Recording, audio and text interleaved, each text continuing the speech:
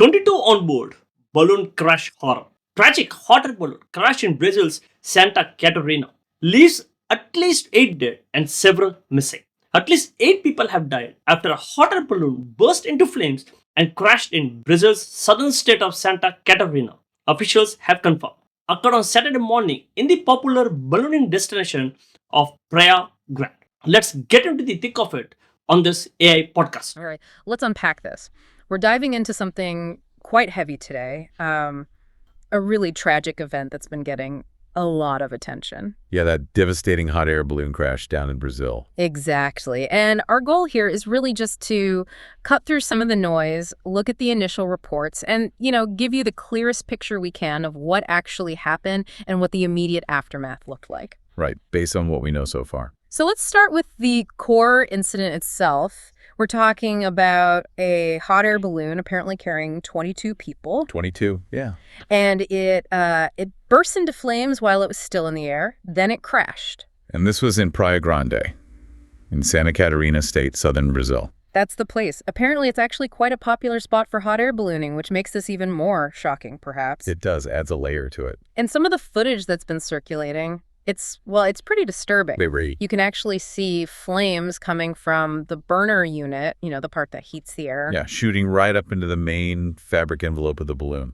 Exactly. And then it just deflates incredibly quickly. Lots of thick black smoke. And then the basket itself catches fire. Yeah, the basket with the people inside, it detaches, just plummets downward. Horrifying to watch. The footage ends with it crashing into like a wooded area. You hear this loud impact and then just awful, horrified screams. A truly chilling scene.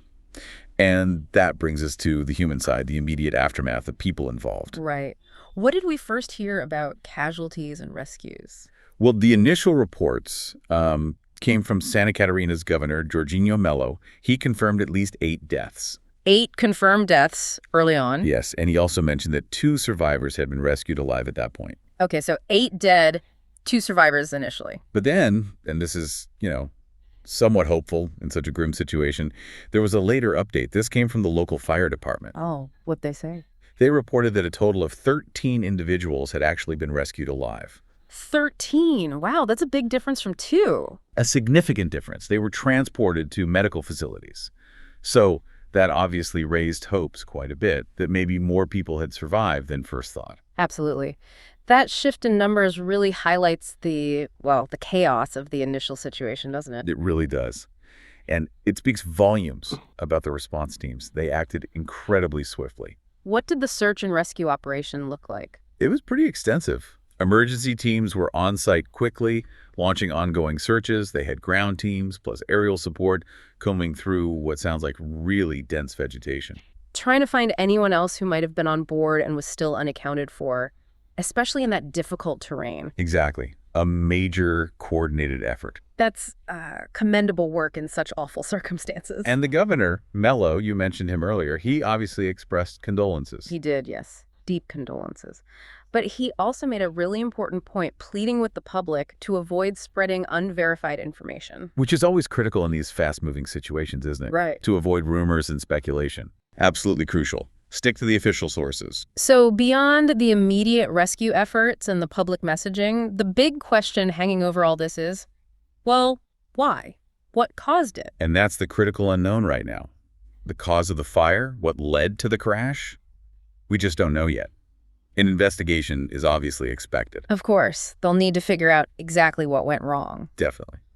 And if we try to, connect this to the bigger picture, these kinds of tragedies, while thankfully not frequent, do highlight the inherent risks involved with hot air ballooning. It's often seen as quite gentle, almost serene adventure tourism. It generally is considered safe, yes, especially when everything's done correctly, proper conditions, checks, experienced pilots. But things can go wrong.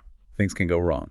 Risks pop up when, say, safety protocols aren't followed rigidly, or if there's an unexpected technical failure, maybe with the burner or the envelope integrity. Or even sudden weather changes, perhaps. That too.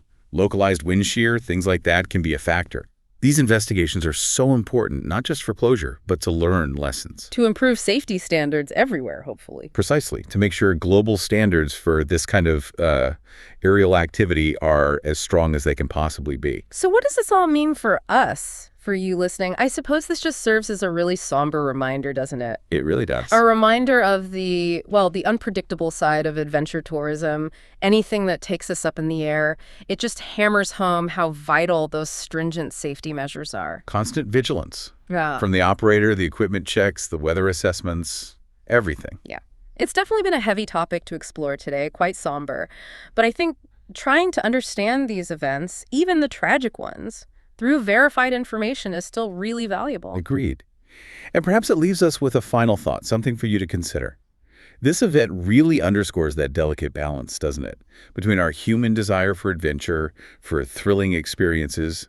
And the absolute necessity of rigorous safety protocols to protect lives. Exactly. So the question it raises for you is, how do we, as a society, make sure that our pursuit of these kinds of experiences doesn't inadvertently compromise the very lives that are seeking them out? Something to think about. What caused the hot air balloon to catch fire mid-air in Brazil? Don't forget to comment it. Thanks.